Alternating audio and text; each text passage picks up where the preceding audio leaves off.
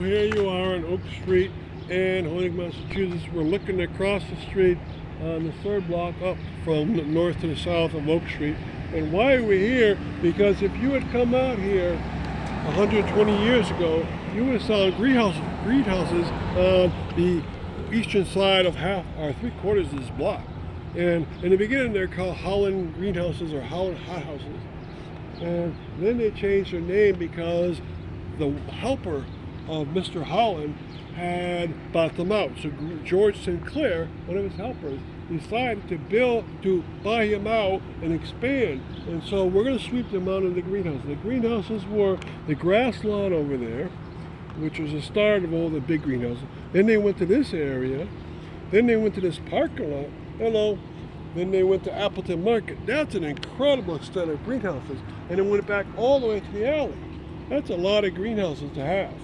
And so he wanted to expand, but he was also a very generous man.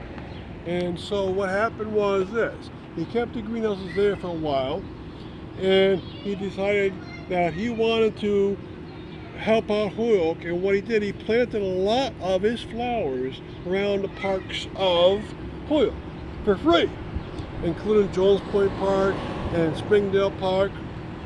Okay? And so at one point, he decided, well, I can move up to the northernmost neighborhood of Holyoke, which is called Smith's Ferry, and he started up the biggest greenhouses in Massachusetts up there. Enormous. It took up the space of about 4 football fields, his greenhouses. I don't know how many greenhouses he had. He had many, but they were huge, and I hear some of them are still there. They're collapsed, but they're still there. Now, this is a great place to do introduction to the Oak Street. If you look down this end of Oak Street, there's a residential neighborhood on one of the streets, and then there is Avery Field, which was the first public playground in Massachusetts, started up in 1908, and ready for construction occupancy in 1909. Incredible. Beyond that is 1914 origin of Mitchell Field, originally called Prospect Athletic Field, and that one is mostly for baseball and some football, but it's going to have its own stop where I describe how it's changed through the years. And then if you go up this street, it starts to go uphill for a while, and the next stop is a series of buildings that on the east side of Oak Street are all named the word Oak, like Oak Land, Oak Wood, Oak Center. And when we have a stop up there, I'll describe each one of those and when they came into being. Most of them came around the year 1920.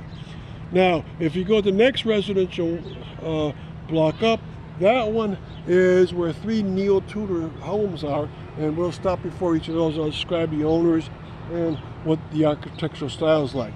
Beyond that is a whole block that's called Fairmont Square. And that was made by a carpenter named Leslie White, who started building there in 1885 and constructed 12 buildings by the end. And then beyond that is another series of apartments and tenement houses. So Oak Street has a lot to it, and we'll show this diversity as we go through all the many stops of this. So thank you for coming on this stop.